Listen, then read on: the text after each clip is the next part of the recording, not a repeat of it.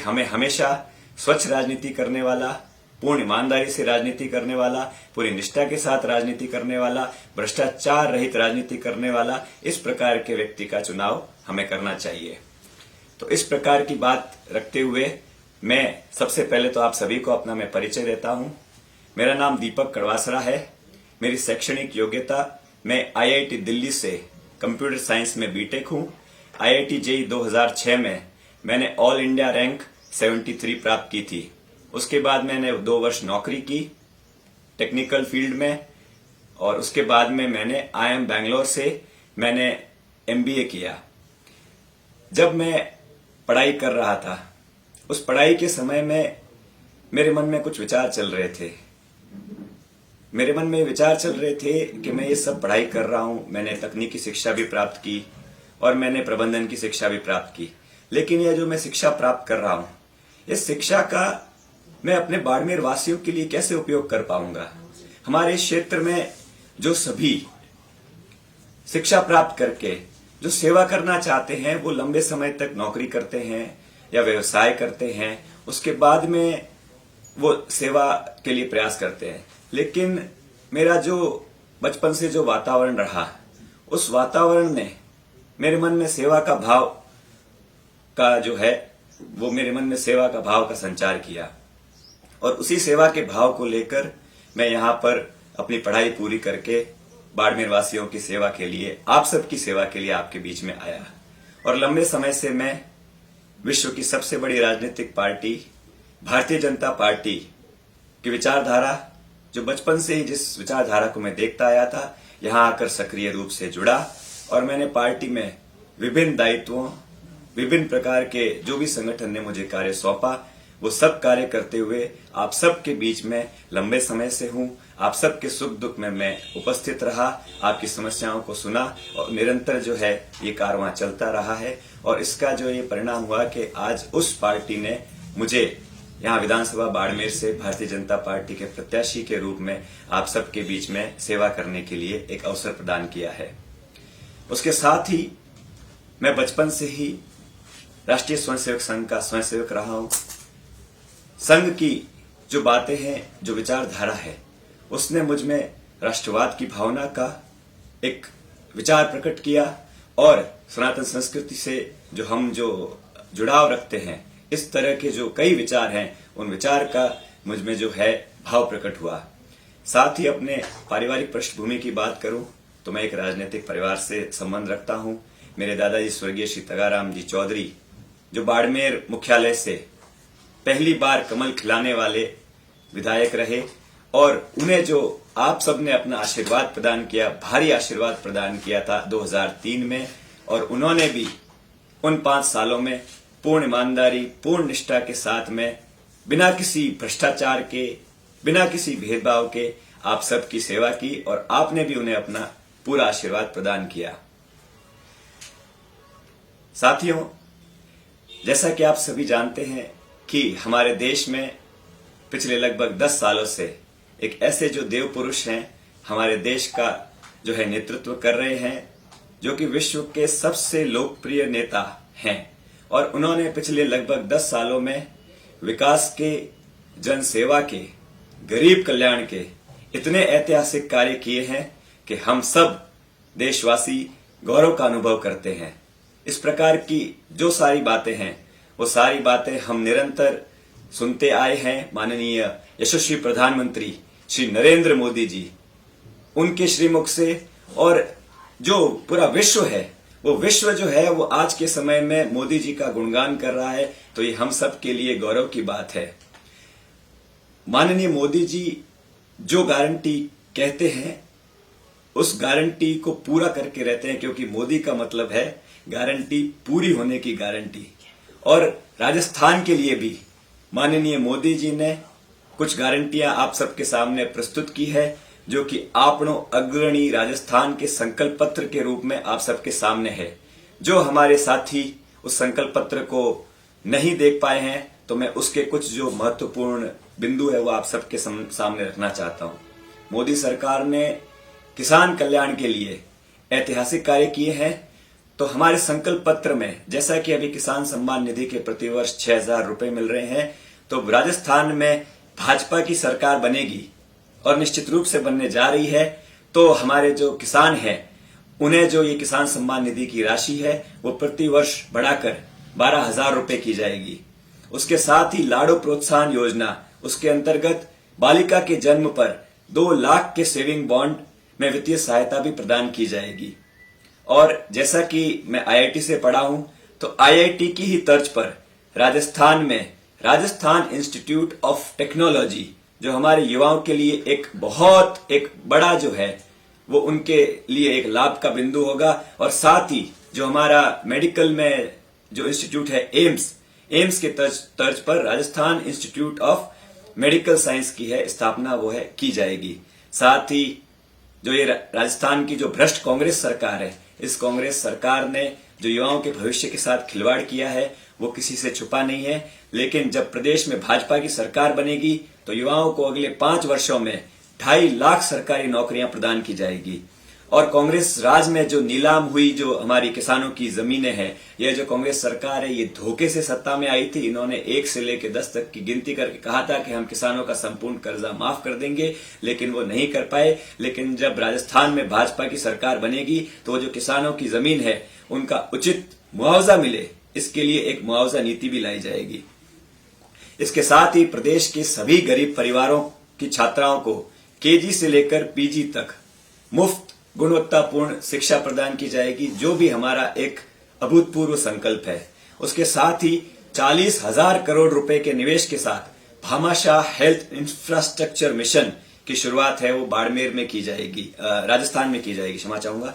और साथ ही जैसा कि मैंने कहा कि युवाओं के भविष्य के साथ खिलवाड़ हुआ, तो इस तरह की जो भी घटनाएं पिछले 5 सालों में हुई है, जैसे कि paper leak, fertiliser, mid day meal, खनन, पीएम आवास, जल जीवन आदि, जो उनमें भयंकर घोटाले हुए हैं, भ्रष्टाचार से परिपूर्ण ये जो कांग्रेस सरकार रही है, उसके घोटालों की जांच के लिए एक एसआईटी का भी गठन किया जाएगा।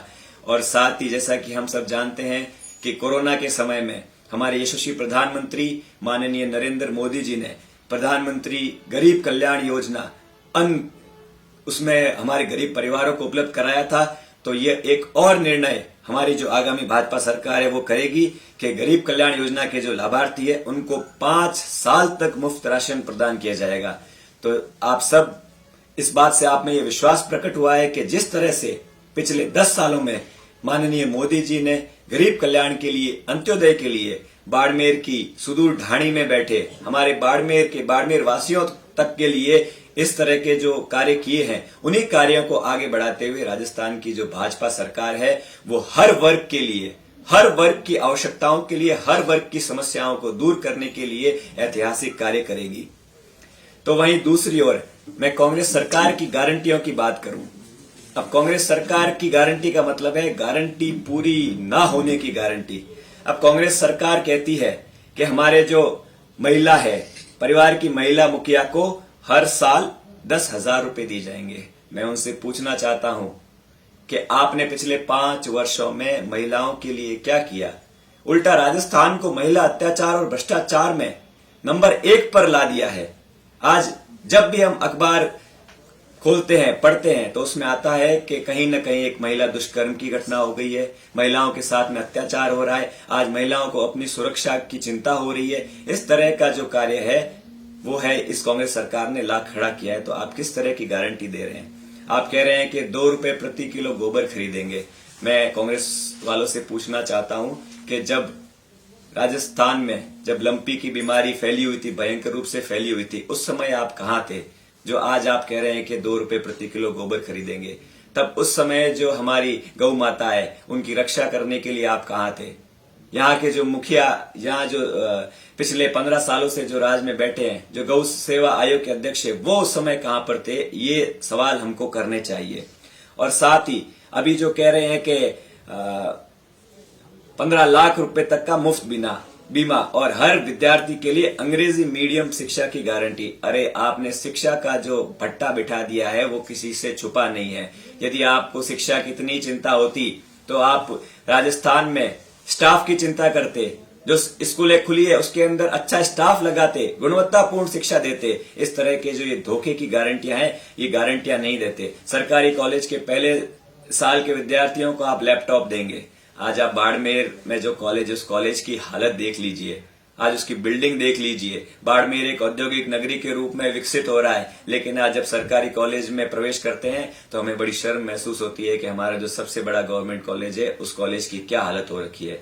तो इसलिए जनता जो है पिछली बार जो है वो धोखे में आ गई। मात्र आधे % से भारतीय जनता पार्टी की सरकार नहीं बन पाई, लेकिन इस बार जनता है इन झूठी गारंटियों के झांसे में, इस धोखे में नहीं आने वाली है। जनता है जो अपना जो है मानस बना चुकी है और 2023 में भारतीय जनता पार्टी की प्रचंड बहुमत के साथ में सरकार बनने जा रही है। यह तो राजस्थान की बात हुई। अब मैं प्रमुख रूप से बाड़मेर के बारे में आपसे बात करना चाहता हूं। जब हमारे बाड़मेर की बात आती है तो हमारी जो बाड़मेर की जनता है वो पिछले 15 सालों का जो एक भय, भ्रष्टाचार, जंगल राज और जो कुशासन रहा है, उस कुशासन से परेशान हो चुकी है।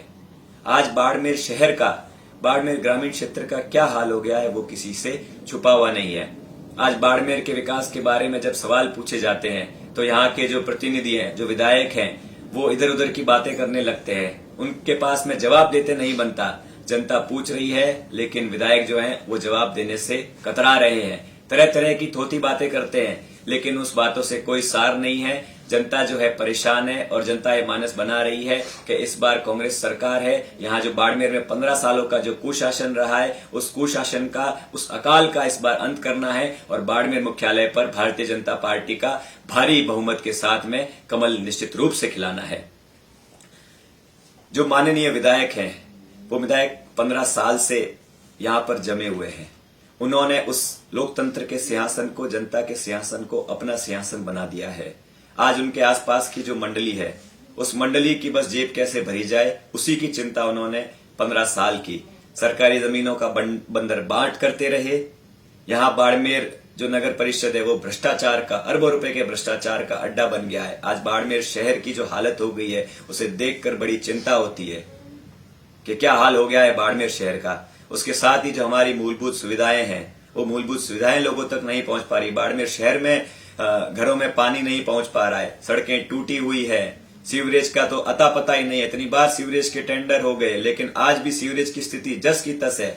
इस तरह की कई समस्याओं से, वाटर लॉगिंग की समस्या से बाड़मेर शहर है वो गंभीर रूप से जूझ रहा है। बाड़मेर शहर के जो घर हैं उनकी नींवों में पानी भर रहा है, उन घरों को नुकसान हो रहा है। साथ ही ग्रामीण क्षेत्र में तो बहुत बुरे हाल हैं। सड़कें, बिजली, पानी, जो कि राजस्थान सरकार का कार्य होता है कि अच्छे तरीके से पहुंचे।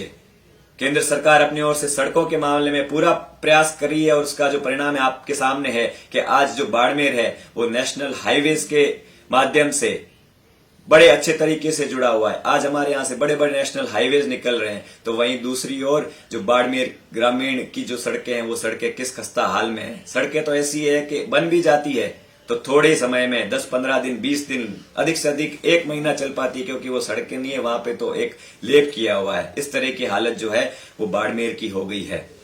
हमें उनसे ये पूछना चाहिए कि 15 साल आपको मिले, आपने उस 15 साल में हमारे लिए क्या किया। 15 साल का जो कालखंड एक लंबा कालखंड होता है, उस कालखंड के अंदर कितने ऐतिहासिक कार्य हो सकते थे।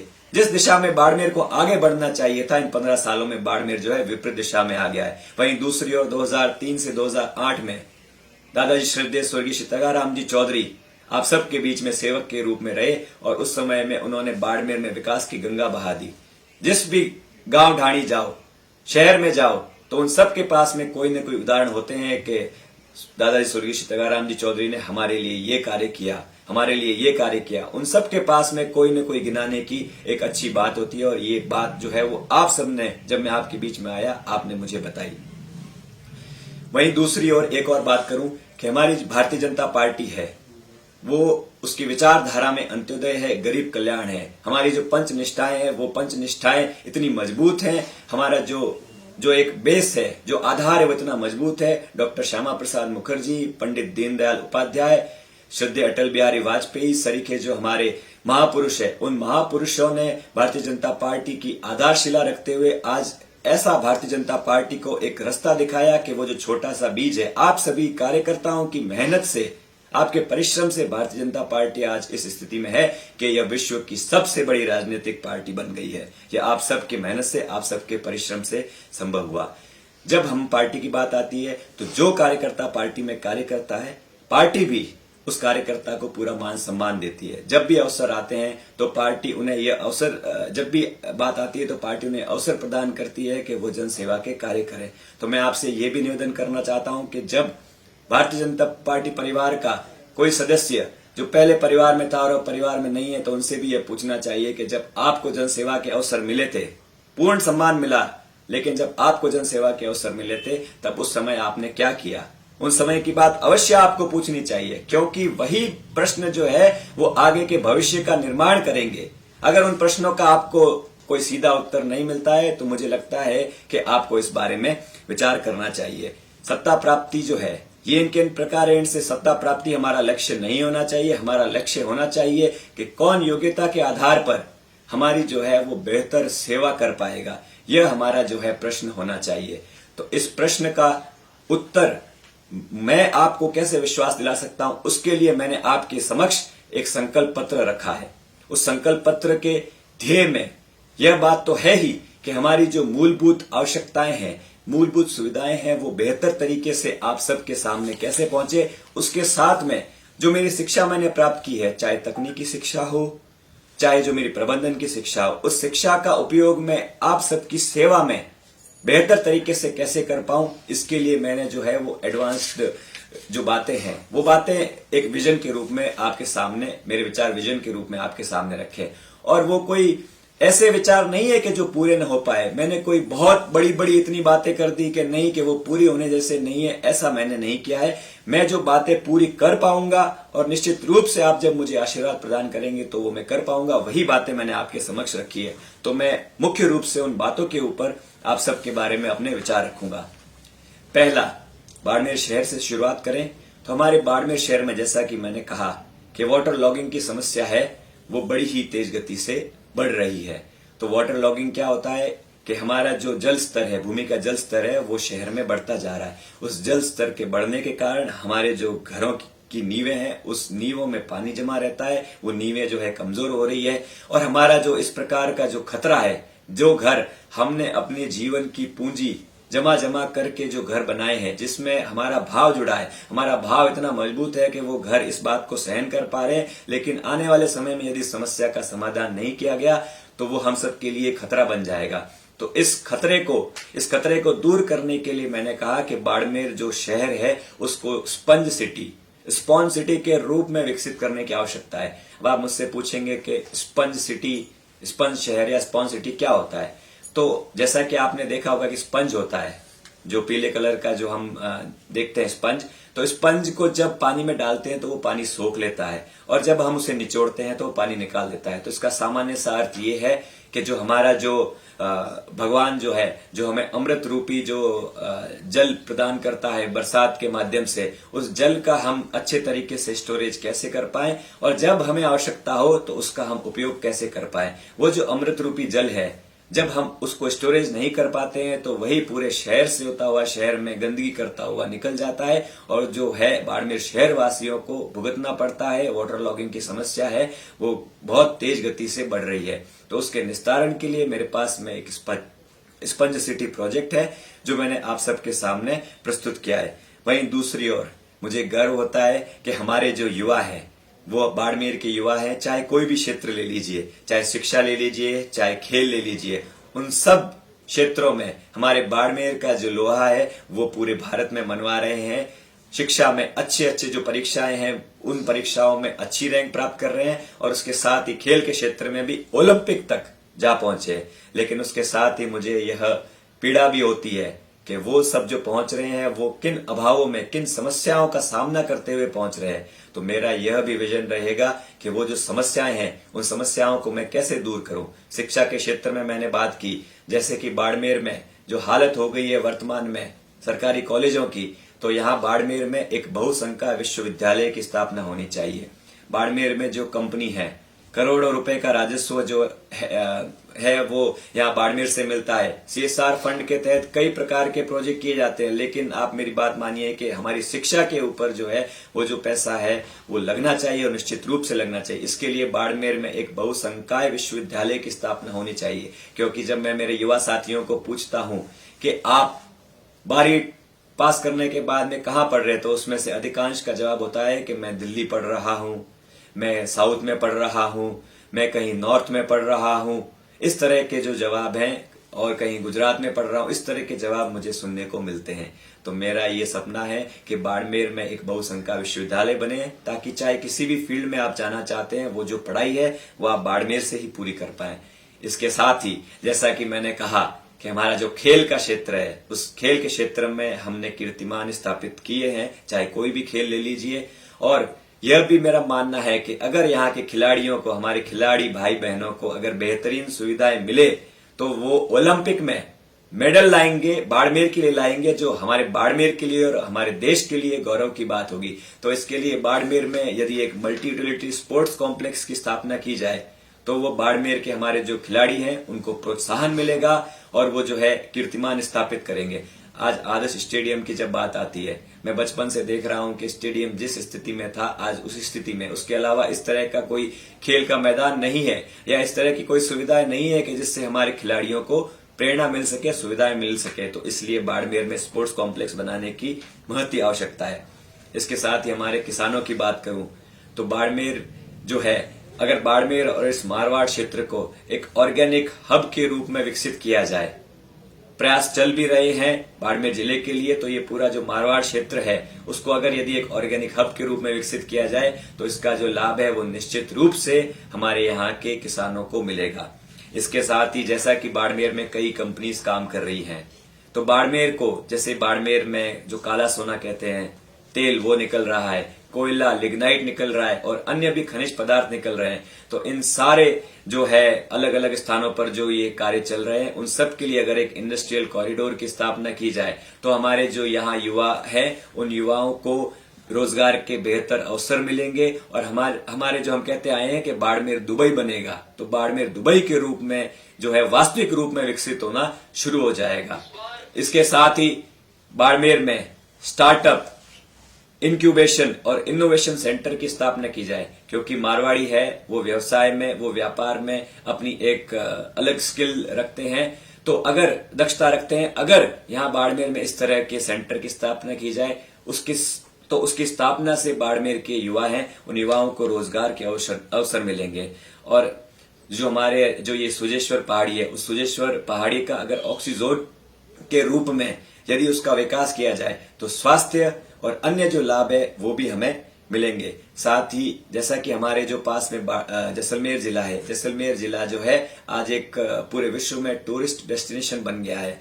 तो बाड़मेर में भी कई इस तरह के स्थान हैं जिनको यदि विकसित किया जाए, तो बाड़मेर भी है एक टूरिस्ट डेस्टिनेशन बन सकता है। ये जो हमारा मारवाड़ क्षेत्र है बाड़मेर जैसलमेर के साथ में, ये एक टूरिस्ट हब बन सकता है। चाहे प्राकृतिक तरीके से बात करें या ऐतिहासिक तरीके से बात करें या फिर एक धार्मिक टूरिज्म की बात करें, तो इन सब बिंदुओं के साथ में जो है बाड़मेर जो है एक पर्यटन क्षेत्र के रूप में विकसित हो सकता है। इस तरह के जो कई बिंदु है वो मैंने आप सबके समक्ष रखे हैं।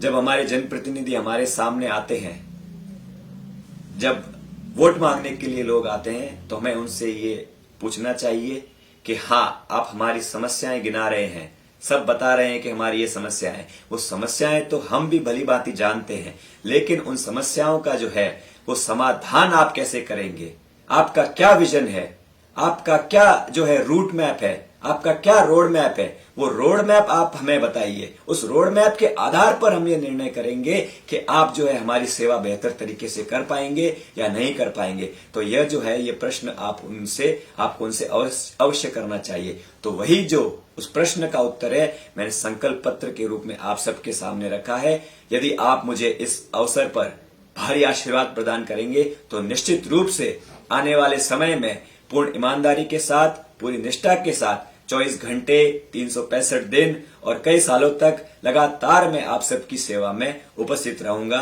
और लंबे समय से रहता आया हूं आपके सुख दुख में, और उस कारण से ही आप में विश्वास बना है और वो जो विश्वास है आप निरंतर रूप से मुझ में व्यक्त कर रहे हैं। तभी तो जहां से हम शुरुआत की थी, हमारा जो कारवां है ये लगातार बढ़ता जा रहा है, हमारा जो ग्राफ है निरंतर बढ़ता जा रहा है, लोग मेरे पास में पहुंच रहे हैं, देवतुल्य जनता मेरे पास में आ रही है और वो ये कह रही है कि दीपक आप में हमें पूर्ण विश्वास है, आप हमारे बाड़मेर का भविष्य के रूप में हम आपको देख रहे हैं, और जो भी आप ये विजन लेके आए इस विजन में हम अपना विश्वास व्यक्त करते हैं और आपको 25 तारीख को हमारा भारी आशीर्वाद प्रदान करेंगे।